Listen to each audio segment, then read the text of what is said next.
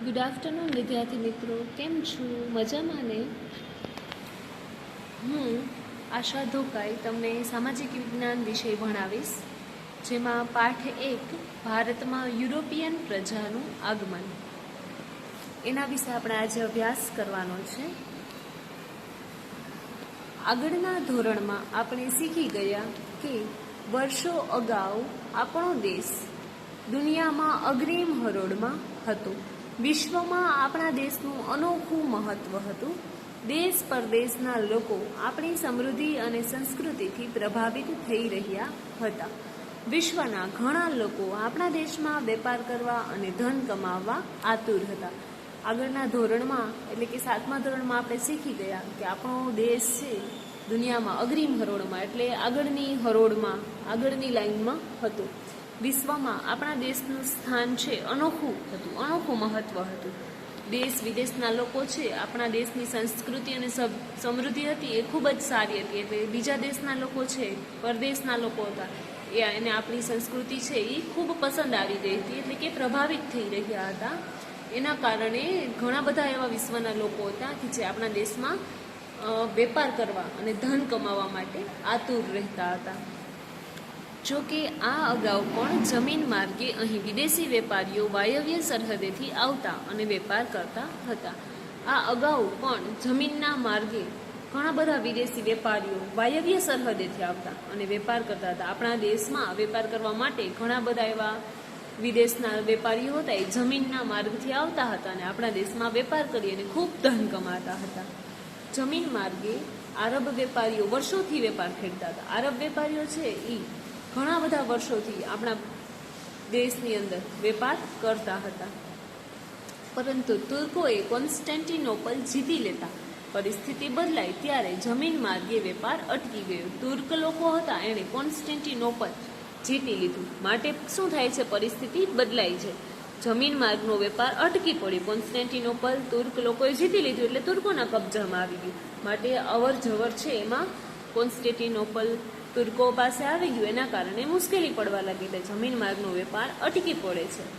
જેના કારણે શું થાય છે કે યુરોપના દેશોમાં ભારતની ઘણી બધી એવી ચીજ વસ્તુઓ છે કે જેની માંગ વધવા લાગી. કઈ કઈ વસ્તુઓ? તો રેશમ છે, મલમલ, મરી મસાલા, સતરાવ કાપડ, તેજાના, આવી બધી વસ્તુની માંગ છે એ વધવા લાગી. આ પરિસ્થિતિઓનો લાભ લેવા યુરોપના મોટાભાગના દેશોએ ભારત પહોંચવાનો જળમાર્ગ શોધી કાઢવાની યોજનાઓ અમલમાં મૂકી. હવે આ પરિસ્થિતિ થઈ કે તુર્કોએ કોન્સ્ટેન્ટિનોપલ જીતી લીધું એટલે જમીન માર્ગનો વેપાર અટકી પડ્યો. માટે યુરોપના દેશોને ઘણી બધી વસ્તુની જરૂર પડવા લાગી. માટે એ લોકો એવો પ્રયત્ન કરવા લાગ્યા. યુરોપના ઘણા બધા દેશો છે એવા ભારત કેવી રીતે પહોંચવું એના વિશે યોજના બનાવવા લાગ્યા અને અમલમાં પણ મૂકવા લાગ્યા. કેવી રીતે? જમીન માર્ગ બંધ થઈ જાય તો જળમાર્ગે પણ જઈ શકાય. જળમાર્ગ ગોતવો, શોધવો થોડો મુશ્કેલ હોય છે, પણ છતાં એને એવી યોજનાઓ અમલમાં મૂકવા લાગ્યા. સમય જતાં યુરોપના અન્ય દેશોના સાહસિક સાગરખેડુઓએ ભારત આવવાનો જળમાર્ગ શોધી કાઢવા માટેની શરૂઆત કરી. હવે સમય જેમ જેમ જતો ગયો તેમ તેમ યુરોપના અન્ય દેશો એટલે કે બીજા દેશોમાંથી સાહસિક સાગરખેડુ, મહેનતુ સાગરખેડુ હોય ને એ જળમાર્ગ શોધી શકે. જળમાર્ગ એટલે પાણીમાંથી રસ્તો ગોતવો એ કાંઈ સહેલો નથી. સામાન્ય વ્યક્તિ એવું ના કરી શકે. મોટા સાહસિક સાગરખેડુ હોય એ પાણીની અંદરથી રસ્તો ગોતી શકે, એટલે જળમાર્ગ શોધી શકે. તો યુરોપના અન્ય દેશના જે સાહસિકો હતા એ સાહસિક સાગરખેડુઓ હતા છે એ ભારત આવવા માટેનો જળમાર્ગ શોધવા માટે લાગી ગયા, શરૂઆત કરી દીધી. એમાંનો પહેલો વ્યક્તિ છે ક્રિસ્ટોફર કોલમ્બસ. ભારત આવવાનો જળમાર્ગ શોધવાનું બીડું ઝડપનાર અનેક સાહસિકોમાંનો એક ઇટાલીનો રહેવાસી પ્રસિદ્ધ કોલમ્બસ હતો. જળમાર્ગ શોધવાનું બીડું ઝડપનાર કોણ હતો? અનેક સાહસિકોમાંથી એક સાહસિક એવો હતો, ઇટાલીનો રહેવાસી એવો પ્રસિદ્ધ કોલમ્બસ એટલે કે ક્રિસ્ટોફર કોલમ્બસ હતો. બીડું ઝડપનાર હતો. તે માનતો કે પૂર્વમાં જવા માટે પશ્ચિમ બાજુથી પણ જઈ શકાય. આમ સાથે વિચાર્યું હશે તે વિચાર એ એવું માનતો હતો ક્રિસ્ટોફર કોલમ્બસ કે પૂર્વ તરફ જવું હોય તો પશ્ચિમ બાજુથી પણ જઈ શકાય. તમે માનો છો? કે પૂર્વ તરફ જવું હોય તો પશ્ચિમ બાજુથી પણ જઈ શકાય. આપણે ના માની શકીએ, પરંતુ ક્રિસ્ટોફર કોલંબસે એવું સમજાવ્યું છે. આમ સાથે વિચાર્યું હશે તે વિચારો. કોલંબસ ઈસવીસન 1492માં ભારત આવવા નીકળ્યો, પરંતુ તે આકસ્મિક રીતે અમેરિકા જઈ ચડ્યું. હવે જળમાર્ગ છે, પાણીનો માર્ગ છે, એમાં આપણે જોઈ ના શકીએ કે કયા રસ્તે જઈ શકાય છે. થોડો મુશ્કેલ રસ્તો છે, જળમાર્ગ છે, માટે આપણે રસ્તેથી સામાન્ય જમીન માર્ગે નીકળીએ તો જે રસ્તે નીકળીએ એ રસ્તેથી આપણને ખબર જ હોય કે આ જગ્યાએ આપણે પહોંચશું. જળમાર્ગની અંદર એવું ફિક્સ હોતું નથી. તો કોલંબસ છે 1492માં ભારત આવવા માટે રવાના થયો, પરંતુ શું થયું, આકસ્મિક રીતે એટલે ભૂલમાં એ અમેરિકા જઈ ચડ્યો અને તે જીવ્યો ત્યાં સુધી તે પોતાને હિન્દુસ્તાનનો શોધક માનતો રહ્યો. એ જીવ્યો ત્યાં સુધી પોતે હિન્દુસ્તાનનો શોધક પોતે છે એવું માનતો રહ્યો ક્રિસ્ટોફર કોલંબસ. આજે પણ અમેરિકાના મૂળ વતનીઓને રેડ ઇન્ડિયન અને તેના કિનારાના ટાપુઓને વેસ્ટ ઇન્ડિઝ કહેવામાં આવે છે. અમેરિકાના મૂળ વતનીઓ રેડ ઇન્ડિયન તરીકે ઓળખાય છે અને તેના કિનારાના ટાપુઓ વેસ્ટ ઇન્ડિઝ તરીકે ઓળખવામાં આવે છે. અમેરિકા જઈ ચડ્યો હતો ક્રિસ્ટોફર કોલંબસ અને ત્યાંના જે વતનીઓ હતા એ રેડ ઇન્ડિયનથી અને કિનારાના ટાપુઓ હતા એ વેસ્ટ ઇન્ડિઝ, ઇમ્પોર્ટન્ટ વસ્તુ છે યાદ રાખજો, તરીકે ઓળખાય છે. ત્યાર પછી આવે છે વાસ્કો દ ગામા. ક્રિસ્ટોફર કોલંબસે છે બીડું ઝડપ્યું હતું ભારત આવવા માટેનો જળમાર્ગ શોધ્યો નહોતો જળમાર્ગ. હવે વાસ્કો દ ગામા આવે છે. ભારત આવવાનો જળમાર્ગ શોધવામાં સફળતા મેળવનાર પોર્ટુગલ દેશનો રહેવાસી વાસ્કો દ ગામા હતો. તેનું જહાજ આફ્રિકાની દક્ષિણે કેપ ઓફ ગુડ હોપ ફરતું ચક્કર લગાવી આફ્રિકાના પૂર્વ કિનારે મલિંદી પહોંચીને હિન્દ મહાસાગરમાં આગળ વધતા મહમ્મદ ઇબ્ન મજીદ નામના હિન્દી ખલાસીની મદદથી હિન્દ મહાસાગરમાં થઈ અને 22મી મે 1498ના દિવસે કાલિકટ બંદરે આવ્યું. એ વખતે કાલિકટનો રાજા ઝામોરીન હતો. તેણે આ પોર્ટુગીઝ લોકોને વેપાર કરવાની છૂટ આપી. હવે જળમાર્ગ શોધવામાં સફળતા મેળવનાર કોણ હતું? વાસ્કો દ ગામા હતા. ક્રિસ્ટોફર કોલંબસે તો પ્રયત્ન કર્યો હતો, પણ સફળ કોણ થયું? વાસ્કો દ ગામા પોર્ટુગલનો રહેવાસી હતો અને એનું જહાજ છે આફ્રિકાની દક્ષિણેથી કેપ ઓફ ગુડ હોપ ફરતું ચક્કર લગાવી દીધું અને પછી આફ્રિકાના પૂર્વ કિનારે મલિંદી પહોંચ્યું અને ત્યાર પછી હિન્દ મહાસાગરની અંદર આગળ વધતા મહમ્મદ ઇબ્ન મજીદ નામના હિન્દી ખલાસી એક હતો, એની મદદ લેવી પડી એને. એની મદદ લઈ અને હિન્દ મહાસાગરમાં પહોંચી ગયો અને 22મી મે 1498ના દિવસે કાલિકટ બંદર સુધી પહોંચ્યો. એ વખતે ઝામોરીન રાજા છે એ કાલિકટનો રાજા હતો. તેણે આ પોર્ટુગીઝ લોકોને વેપાર કરવાની છૂટ આપી. ઝામોરીન રાજા હતો એને પોર્ટુગીઝ લોકો છે એને વેપાર કરવાની છૂટ આપી દીધી હતી. ઈસવીસન 1502માં પોર્ટુગીઝોએ વેપાર કરવા માટે કાલિકટમાં કોઠી સ્થાપી. તેના ફરતે કિલ્લો બાંધી અલ્બુકર્ક નામના એક સેનાપતિને તેનું રક્ષક નીમ્યું. 1502નો સમય હતો ત્યારે પોર્ટુગીઝો છે એને વેપાર કરવા માટે કાલિકટમાં કોઠી સ્થાપી, એટલે એક મથક સ્થાપ્યું વેપાર કરવા માટેનું. એની ફરતે કિલ્લાબંધી કરવામાં આવતી હતી. કાંઈ પણ જોખમ ના આવે એના માટે કિલ્લો બાંધવામાં આવતો. તો કિલ્લેબંધી કરવામાં આવતી તો કિલ્લો બાંધી અને અલ્બુકર્ક નામનો એક સેનાપતિ હતો એને રક્ષક તરીકે નિમી દીધો, એટલે કે ધ્યાન રાખવા માટે નિમણૂક કરી દીધી એની. અલ્બુકર્કે ઉત્તર તરફ આગળ વધીને 1506નો સમયગાળો ઈસવીસન 1506માં ગોવા જીતી લીધું. અલ્બુકર્ક છે ઉત્તર તરફ આગળ વધ્યો ધીમે ધીમે અને એને ગોવા પણ જીતી લીધું. 100 વર્ષમાં પોર્ટુગીઝો મેંગ્લોર, કોચી, લંકા, દીવ, ગોવા અને મુંબઈનો બેટ તેમના નિયંત્રણમાં લાવી શક્યા. પોર્ટુગીઝો કેટલા શક્તિશાળી હતા કે એને 100 વર્ષના સમયગાળામાં શું મેળવ્યું? તો બેંગ્લોર, કોચી, લંકા, દીવ, ગોવા અને મુંબઈનો બેટ, આ બધું છે તેને પોતાના નિયંત્રણમાં, પોતા પાસે લઈ લીધું, પોતાના અંડરમાં લઈ લીધું હતું.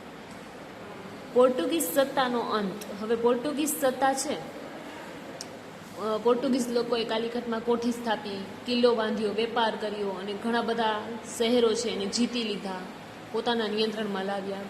પણ ફાઇનલી એનો અંત પણ થાય છે. તો પોર્ટુગીઝનો અંત, પોર્ટુગીઝની સત્તાનો અંત કઈ રીતે થાય છે? તો 17મી સદીની શરૂઆતમાં પોર્ટુગીઝોનો વેપાર બંગાળ તરફ વધવા લાગ્યો. આ સમયે મુઘલ બાદશાહ શાહજહાં દિલ્હીની ગાદી પર હતો. બંગાળમાં તેના સુબાએ પોર્ટુગીઝોના વર્તન સામે શાહજહાંને ફરિયાદ કરી. 17મી સદીની શરૂઆત થાય ત્યારે પોર્ટુગીઝોનો વેપાર છે બંગાળ તરફ વધવા લાગ્યો. હવે પોર્ટુગીઝ છે એ લોકો ફૂલ શક્તિશાળી હતા, એટલે એનો એ વેપાર વધારવામાં માહિર હતા, એટલે બંગાળ તરફ વધવા લાગ્યો હતો.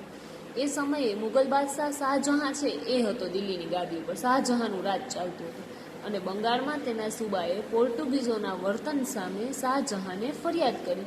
હવે બંગાળમાં શું થયું, તો એના જે સુબા હોય એને પોર્ટુગીઝોના વર્તન સામે શાહજહાંને ફરિયાદ કરી દીધી. શાહજહાં રાજા હતો ત્યાંનો, તો એને ફરિયાદ કરી દીધી. કોની ફરિયાદ કરી, તો પોર્ટુગીઝોના વર્તન સામે. પરિણામે શાહજહાંના ફરમાનથી તેની હુગલીની કોઠી તોડી પાડવામાં આવી અને વહાણો સળગાવી નાખ્યા. પરિણામ શું આવ્યું, તો શાહજહાંના ફરમાનથી હુગલીની કોઠી છે એને તોડી પાડવામાં આવી અને વહાણો છે એને સળગાવી નાખવામાં આવ્યા. આ રીતે પોર્ટુગીઝ સત્તાનો અંત આવવાની શરૂઆત થઈ છે. ફરિયાદ કરી દીધી. શાહજહાં રાજા હતા, બંગાળના સુબા હતા, એને રાજાને એટલે કે શાહજહાંને ફરિયાદ કરી દીધી પોર્ટુગીઝો વિરુદ્ધમાં. એટલે શાહજહાંના ફરમાનથી શું થયું, તો હુગલીની કોઠી તોડી પાડવામાં આવી અને વહાણ છે પોર્ટુગીઝ લોકોના વહાણો હતા એને સળગાવી નાખવામાં આવ્યા. આમ પોર્ટુગીઝ સત્તાનો અંત આવ્યો અને પોર્ટુગીઝોની સત્તા ફક્ત દીવ, દમણ અને ગોવા પૂરતી જ મર્યાદિત રહી. આવી રીતે પોર્ટુગીઝ સત્તાનો અંત આવી ગયો અને ફાઇનલી આખિર એના હાથમાં દીવ, દમણ અને ગોવા 3 જ રહ્યા હતા. હવે આવે છે ડચ લોકો. પોર્ટુગીઝોના આગમન પછીના 100 વર્ષે લગભગ 16મી સદીના અંત ભાગમાં હોલેન્ડ એટલે કે હાલનું નેધરલેન્ડ ના રહેવાસી ડચ લોકો વેપાર અર્થે આવ્યા. પોર્ટુગીઝોનું આગમન થયું પછીના જે 100 વર્ષે લગભગ 16મી સદીનો અંતભાગમાં 16મી સદીનો અંતભાગ આવ્યો ત્યારે એ સમયમાં હોલેન્ડ એટલે કે અત્યારના સમયમાં આપણે નેધરલેન્ડ તરીકે ઓળખીએ છીએ ત્યાંના રહેવાસી હતા ડચ લોકો. એ વેપાર માટે આવ્યા આપણા દેશની અંદર. સૌ પ્રથમ પુલિકટ અને મદ્રાસ એટલે હાલનું ચેન્નઈ, તેમાં તેમણે કોઠીઓ સ્થાપી એટલે કે વેપાર કરવા માટેનું સેન્ટર સ્થાપ્યું. ઈસવીસન 1663માં આગ્રામાં પણ તેમણે કોઠી સ્થાપી. આગ્રામાં પણ પોતાનું વેપારી મથક સ્થાપી લીધું 1663માં. દરમિયાન અંગ્રેજો પણ ભારતમાં આવી પહોંચ્યા. ડચ લોકો અંગ્રેજો સામે સ્પર્ધામાં ટકી શક્યા નહીં. એ દરમિયાન ભારતની અંદર અંગ્રેજો પણ આવી પહોંચ્યા હતા. હવે અંગ્રેજો ખૂબ શક્તિશાળી હતા, એટલે ડચ લોકો છે એની સામે સ્પર્ધામાં ટકી શકતા ન હતા. હવે ભારત પર અંગ્રેજોની નજર અહીંથી શરૂ થાય છે. અંગ્રેજોનું ભારત ઉપર વર્ચસ્વ કઈ રીતે આવ્યું, શું કર્યું હતું અંગ્રેજોએ, તો ભારત પર અંગ્રેજોની નજર. ઈસવીસન 1600માં ઇંગ્લેન્ડની રાણી ઇલિઝાબેથના સમયમાં બ્રિટિશ ઈસ્ટ ઇન્ડિયા કંપનીની સ્થાપના થઈ. હિન્દુસ્તાન સાથે વેપાર કરી ધનવાન થવાની ઈચ્છા રાખનાર વેપારીઓની આ કંપની હતી. હવે એવા વેપારીઓ કે જે હિન્દુસ્તાનની સાથે વેપાર કરી અને પૈસાદાર બનવું હતું, ધનવાન બનવું હતું એવી ઈચ્છા રાખતા હતા, એવા વેપારીઓ એની આ કંપની હતી બ્રિટિશ ઈસ્ટ ઇન્ડિયા કંપની. રાણી એલિઝાબેથના સમયમાં હતી. ઈસવીસન 1608માં પહેલું અંગ્રેજ વહાણ હિન્દુસ્તાનના સુરત બંદરે પહોંચ્યું. અંગ્રેજોનું પહેલું વહાણ છે હિન્દુસ્તાનના સુરત બંદરે 1608માં પહોંચ્યું હતું. હિન્દુસ્તાનની ધરતી પર પગ મૂકનાર પ્રથમ અંગ્રેજ હોકિન્સ આ વહાણનો કપ્તાન હતો, એટલે કે કેપ્ટન હતો વહાણનો. હોકિન્સ છે એ અંગ્રેજોનો એક મેમ્બર હતો. એટલે હિન્દુસ્તાનની ધરતી ઉપર પ્રથમ પગ હોકિન્સે મૂક્યો હતો, પરંતુ પરવાનગી મળી નહીં. તે જહાંગીરને મળ્યો, પરંતુ પરવાનગી મળી નહીં. જહાંગીરને આપણા દેશની અંદર આવવા માટે અંગ્રેજ લોકોને પરવાનગી આપી ના દે, એટલે પરવાનગી એટલે કે રજા મળી નહીં. ત્યારબાદ આવનાર સર ટોમસ રો એ પણ એક અંગ્રેજ જ હતો. એને જહાંગીર પાસેથી સુરતમાં વેપારી કોઠી સ્થાપવાની પરવાનગી લીધી. હવે સર ટોમસ રો છે એને જહાંગીર પાસેથી પરવાનગી મળી ગઈ પોતાનું વેપારી મથક સુરતમાં સ્થાપવાની. ત્યાર પછી દિલ્હીની સત્તા શાહજહાં પાસે આવી ગઈ. જહાંગીરે એને સુરતમાં કોઠી સ્થાપવાની છૂટ આપી સર ટોમસ રોને. ત્યાર પછી શું થયું, તો દિલ્હીની સત્તા છે શાહજહાં પાસે આવી ગઈ અને શાહજહાંએ અંગ્રેજોને બંગાળમાં વેપાર કરતો. શાહજહાં જે રાજા રાજ્ય કરતો એ પોતાની ઈચ્છા પ્રમાણે પરવાનગી આપતો. તો હવે શાહજહાં આવી ગયો તો એને અંગ્રેજોને બંગાળમાં વેપાર કરવાની છૂટ આપી દીધી. પેલા જહાંગીરે સુરતમાં વેપાર કરવાની છૂટ આપી દીધી. એ જ રીતે ધીમે ધીમે અંગ્રેજો છે એ આપણા દેશની ઉપર પોતાનું વર્ચસ્વ જમાવતા ગયા હતા, પોતાની નજર ફેલાવતા ગયા હતા. હવે આવે છે ફ્રેન્ચ લોકો. ફ્રેન્ચોએ ફ્રેન્ચ ઈસ્ટ ઇન્ડિયા નામની કંપની ઈસવીસન 1664માં સ્થાપી હતી. પહેલાં આપણે જોયું બ્રિટિશ ઈસ્ટ ઇન્ડિયા કંપની હતી, એ 1600માં સ્થપાઈ હતી. હવે આ જે ફ્રેન્ચ ઈસ્ટ ઇન્ડિયા કંપની આવે છે એ 1664માં સ્થપાઈ હતી. તેમણે સુરત અને પુડુચેરી એટલે કે અત્યારનું પોંડિચેરી તરીકે ઓળખીએ છીએ તેમાં કોઠીઓ સ્થાપી.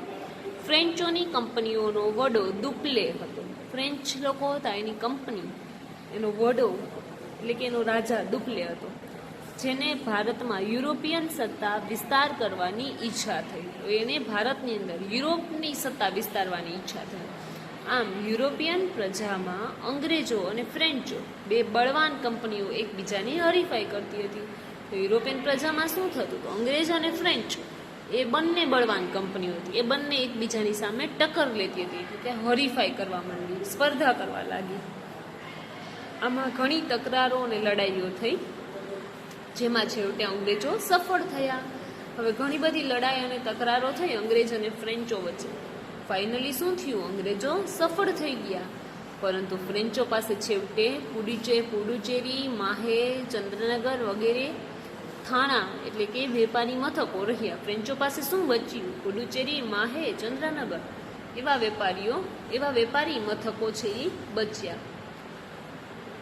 હવે બંગાળમાં અંગ્રેજોનો વેપાર.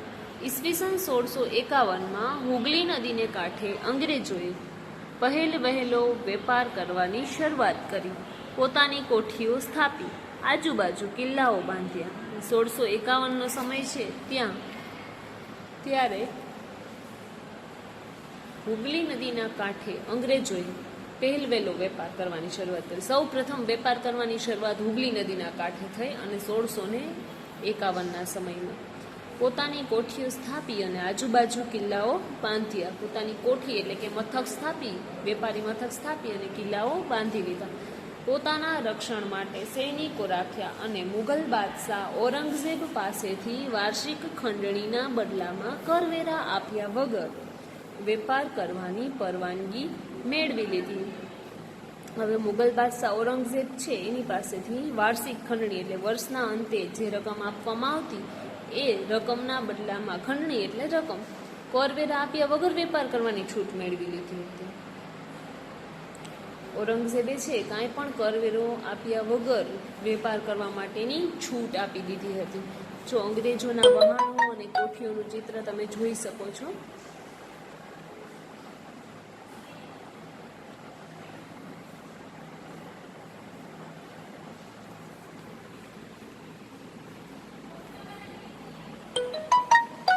હવે કંપની વધુને વધુ ધન કમાવાની હોડમાં લાગી ચૂકી હતી. શું થયું? કંપની છે વધારે ને વધારે ધન કમાવાની, પૈસા કમાવાની હોડમાં લાગી ચૂકી હતી. હોડમાં એટલે કે કાંઈ કામ કરવા માટે માંડ્યા રહેવું. બંગાળમાં કરમુક્ત વેપાર કરવાના ફરમાનમાં ફક્ત કંપનીને જ કરમુક્ત વેપારની છૂટ હતી, પરંતુ કંપનીના અધિકારીઓ વ્યક્તિગત વેપાર કરતા તેમાં પણ કર આપતા નહીં.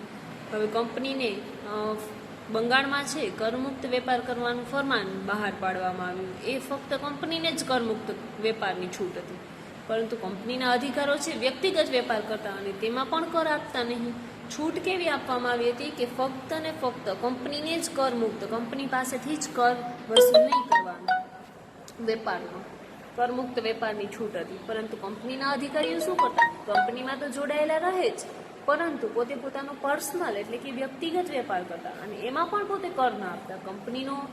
કંપનીને કરમુક્ત વેપારની છૂટ હતી તો કંપની તરફથી કર આપવાનો બનતો નહીં, પરંતુ કંપનીના અધિકારીઓ પોતાનો વ્યક્તિગત વેપાર કરતા અને છતાં એના માટેનો પણ કર આપતા નહીં, જેથી બંગાળની કરવેરાની આવક છે ઘટવા લાગી.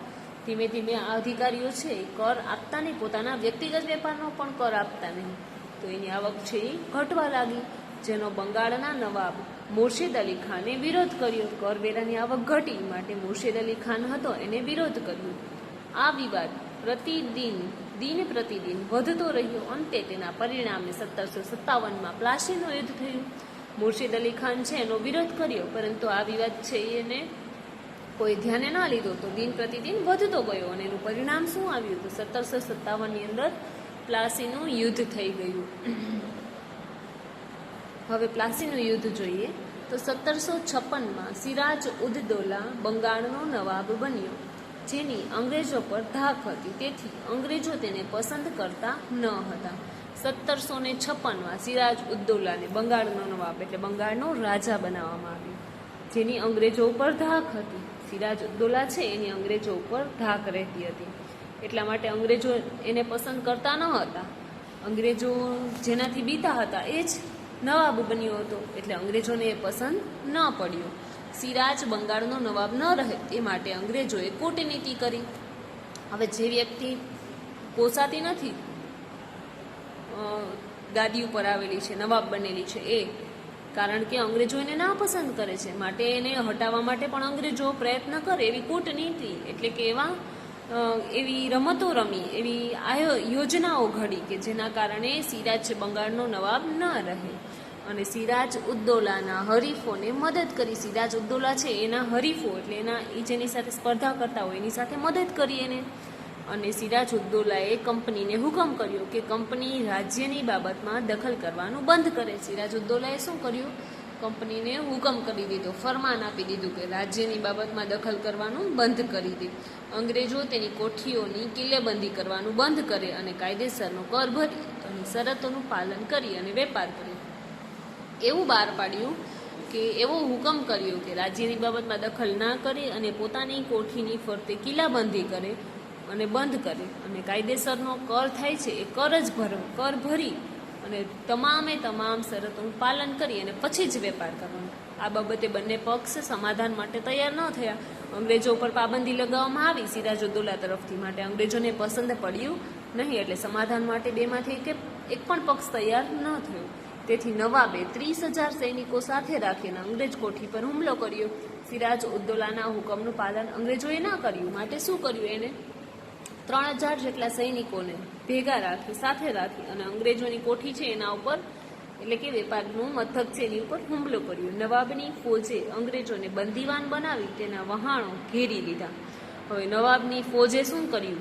સિરાજ ઉદ દૌલાની ફોજ એટલે આખી ટીમ હતી, એણે શું કર્યું? તો અંગ્રેજોને બંદીવાન બનાવી દીધા અને ત્યાર પછી એના વહાણોને ઘેરી લીધા.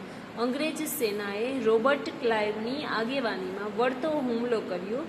રોબર્ટ ક્લાઇવે સિરાજ ઉદ દૌલાના એક સેનાપતિ મીર જાફરને નવાબ બનાવવાની લાલચ આપી.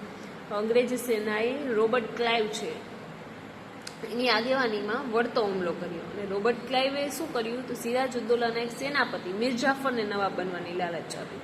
રોબર્ટ ક્લાઇવે સિરાજ ઉદ દૌલાનો જે એક સેનાપતિ એનો જે એક માણસ હતો માણસ હતો મીર જાફર, એને નવાબ બનાવવાની એટલે રાજા બનાવવાની લાલચ આપી. મદદ માગી, તેને રાજી કરી લીધો. મદદ માગી અને પછી એને એવી રીતે રાજી કરી લીધો અને પ્લાસીના યુદ્ધમાં ક્લાઇવે સિરાજ ઉદ દૌલાને હરાવીને દગાથી ખૂન કરી નાખ્યું. પ્લાસીના યુદ્ધમાં શું બન્યું? તો ક્લાઇવે સિરાજ ઉદ દૌલાને હરાવી દીધો અને દગો કરી અને એનું ખૂન કરી નાખ્યું, એટલે કે એને મારી નાખ્યું. ભારતમાં કંપનીની આ પહેલી લડાઈ હતી, જેમાં ભારતમાં અંગ્રેજોની સત્તાની શરૂઆત થવાની હતી. માટે આ લડાઈ ભારતના ઇતિહાસમાં મહત્વની ઘટના ગણાય છે. આ બનાવથી ભારતનો ઇતિહાસ બદલાય છે. સૌપ્રથમ લડાઈ એ પ્લાસીનું યુદ્ધ હતું ભારતની કંપનીનું, જેમાં ભારત છે એમાં અંગ્રેજોની સત્તા શરૂઆત થવાની હતી એ સમયથી, અને એ જ લડાઈમાં આ જ લડાઈ છે પ્લાસીનું યુદ્ધ છે એ મહત્વની ઘટના ઇતિહાસમાં ગણાય છે. એના કારણે પ્લાસીના યુદ્ધથી જ ભારતનો ઇતિહાસ બદલાઈ ગયો છે. બક્સરની લડાઈ જોઈએ તો પ્લાસીના યુદ્ધ પછી મીર જાફરને બંગાળનો નવાબ બનાવીને કંપનીએ પોતાની ઈચ્છા સંતોષી. પ્રાસીનું યુદ્ધ થયું પછી શું થયું, તો મિર્જાફરને બંગાળનો નવાબ બનાવવાની ઈચ્છા હતી કંપનીની, એટલે એને પોતાની ઈચ્છા છે સંતોષી અને મિર્જાફરને નવાબ બનાવ્યો. પરંતુ કંપનીને એવો માણસ જોઈતો હતો જે તેના ઈશારે કામ કરે. પરંતુ કેટલીક બાબતોમાં મિર્જાફરે કંપનીનો વિરોધ કર્યો. કંપનીને કેવો માણસ જોઈતો હતો જે એના પોતાના ઈશારા ઉપર કામ કરે, પણ મિર્જાફર છે એવો હતો નહીં, એ તો કંપનીનો વિરોધ કર્યો. તેથી કંપનીએ તેને દૂર કરી દીધો. કંપનીને પહેલાં એમ હતું કે મિર્જાફર છે એ સારું કામ કરશે ને આપણા કહ્યા પ્રમાણે કામ કરશે, પરંતુ મિર્જાફર છે એ સાવ અલગ જ નીકળ્યો. કંપનીને એવો માણસ પસંદ હતો કે જે પોતાના ઈશારા ઉપર કામ કરે, પરંતુ મિર્જાફર એનાથી કંઈક અલગ જ નીકળ્યો, માટે કંપનીને એ પણ પસંદ ન પડ્યો, એટલે કંપનીએ એને દૂર કરી દીધો. એના જગ્યાએ શું કર્યું, મીર કાસિમને નવાબ બનાવી દીધું. મિર્જાફરને દૂર કરી અને મીર કાસિમને નવાબ બનાવ્યો. નવાબ બન્યા પછી મીર કાસિમ કંપનીને પરેશાન કરવા લાગ્યો. એવું લાગતા ઈસવીસન 1764માં બક્સરની લડાઈ દ્વારા તેને હરાવી અને મિર્જાફરને બીજી વાર બંગાળનો નવાબ બનાવી દીધો. હવે મીર કાસિમ છે નવાબ બની ગયો, પછી મીર કાસિમ કંપનીને પરેશાન કરવા લાગ્યો. પહેલા મિર્જાફર પસંદ ના પડ્યો, માટે મીર કાસિમને નવાબ બનાવ્યો. પરંતુ મીર કાસિમ જેવો નવાબ બન્યો એવો શું થયું, પરેશાન કરવા લાગ્યો, કંપનીને હેરાન કરવા લાગ્યો. એવું લાગવા માંડ્યું. ત્યારે ઈસવીસન 1764માં બક્સરની લડાઈ કરવામાં આવી અને એને હરાવી દેવામાં આવ્યો. અને મિર્જાફરને ફરીથી પહેલા હતો એ મિર્જાફર એને નવાબ બનાવી દેવામાં આવ્યો. ઈસવીસન 1765માં મિર્જાફરનું મૃત્યુ થયું. તે પછી ક્લાઇવ ખુદ બંગાળનો નવાબ બની બેઠો. 1765નો સમય હતો ત્યારે મિર્જાફરનું મૃત્યુ થઈ ગયું અને ત્યાર પછી ક્લાઇવ છે ખુદ પોતે જ બંગાળનો રાજા એટલે કે નવાબ બનીને બેસી ગયો. આમ બંગાળથી શરૂ થયેલા અંગ્રેજ શાસને પૂરા ભારતને કેવી રીતે ગુલામીની જંજીરમાં જકડી લીધું અને ઈસ્ટ ઇન્ડિયા કંપની એક વેપારી કંપનીમાંથી આગળ વધતા આખાય ઉપખંડની શક્તિશાળી સત્તા બની ગઈ, તે વિશે વધુ વાત આપણે પછીના પ્રકરણમાં શીખીશું. બંગાળથી શરૂ થયેલું અંગ્રેજ શાસન હતું એને પૂરા ભારતને કઈ રીતે ગુલામીની જંજીરમાં એટલે કે સાંકળમાં જકડી લીધું અને ઈસ્ટ ઇન્ડિયા કંપની એક વેપારી કંપનીમાંથી આગળ વધતા આખા ઉપખંડની શક્તિશાળી સત્તા બની ગઈ ઈસ્ટ ઇન્ડિયા કંપની. એ વિશે આપણે આગળના પ્રકરણમાં જોઈશું. અંગ્રેજ લોકો છે ઈસ્ટ ઇન્ડિયા કંપની છે એ આખી કંપનીમાંથી એ કંપની આગળ વધી ગઈ અને આખા ઉપખંડની શક્તિશાળી સત્તા બની ગઈ, એટલે કે સર્વશ્રેષ્ઠ સત્તા એને મળી ગઈ. આ રીતે અંગ્રેજો છે આપણા દેશની અંદર આવવા લાગ્યા, એનું સંક્રમણ થવા લાગ્યું.